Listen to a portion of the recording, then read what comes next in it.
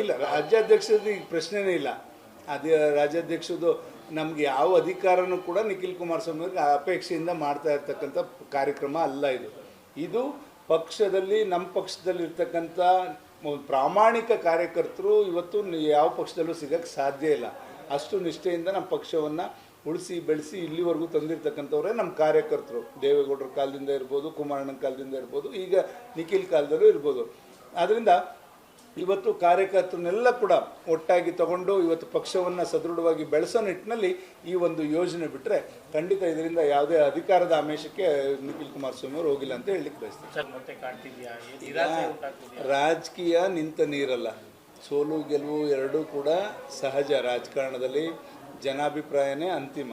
ಆದ್ದರಿಂದ ಅದಕ್ಕೆ ನಾವೆಲ್ಲ ತಲೆಬಾಗ್ತೇವೆ. ಜನ ಕೊಟ್ಟಿರ್ತಕ್ಕಂಥ ತೀರ್ಪು ಏನಿದೆ 3 ಸಲ ಅವ್ರಿಗೆ, ಅದಕ್ಕೆ ತಲೆಬಾಗಿ ನಾವು ಮನೇಲಿ ಕೂತ್ಕೊಳ್ಳೋವಂಥ ವಂಶ ಜಾಯಮಾನ ದೇವೇಗೌಡರ ಕುಟುಂಬದ ಅಲ್ಲ. ಸೋತರು ಕೂಡ ಮಾರನೇ ದಿವಸದಿಂದ ಜನಗಳ ಜೊತೆ ಬೆರೀತಕ್ಕಂಥ ಯಾವ್ದಾದ್ರು ರಾಜಕಾರಣ ಇದ್ದರೆ ನೀವು ದೇವೇಗೌಡರನ್ನ ನೋಡಿರ್ಬೋದು.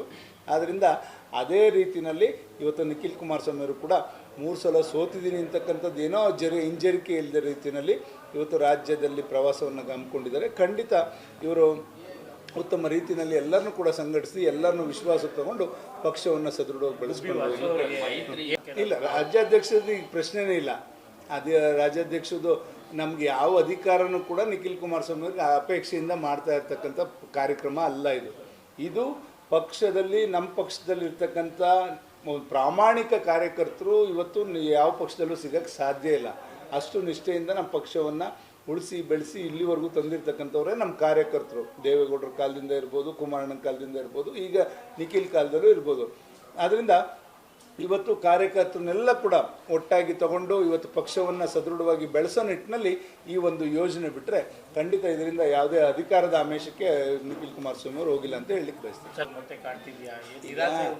ರಾಜಕೀಯ ನಿಂತ ನೀರಲ್ಲ. ಸೋಲು ಗೆಲುವು ಎರಡೂ ಕೂಡ ಸಹಜ. ರಾಜಕಾರಣದಲ್ಲಿ ಜನಾಭಿಪ್ರಾಯನೇ ಅಂತಿಮ.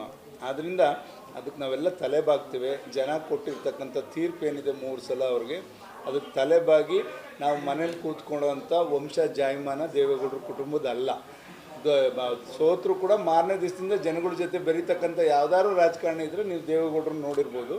ಆದ್ದರಿಂದ ಅದೇ ರೀತಿಯಲ್ಲಿ ಇವತ್ತು ನಿಖಿಲ್ ಕುಮಾರಸ್ವಾಮಿ ಅವರು ಕೂಡ 3 ಸಲ ಸೋತಿದ್ದೀನಿ ಅಂತಕ್ಕಂಥದ್ದು ಏನೋ ಹಿಂಜರಿಕೆ ಇಲ್ಲದ ರೀತಿಯಲ್ಲಿ ಇವತ್ತು ರಾಜ್ಯದಲ್ಲಿ ಪ್ರವಾಸವನ್ನು ಹಮ್ಮಿಕೊಂಡಿದ್ದಾರೆ. ಖಂಡಿತ ಇವರು ಉತ್ತಮ ರೀತಿಯಲ್ಲಿ ಎಲ್ಲರನ್ನೂ ಕೂಡ ಸಂಘಟಿಸಿ ಎಲ್ಲರನ್ನೂ ವಿಶ್ವಾಸಕ್ಕೆ ತಗೊಂಡು ಪಕ್ಷವನ್ನು ಸದೃಢವಾಗಿ ಬೆಳೆಸ್ಕೊಂಡು.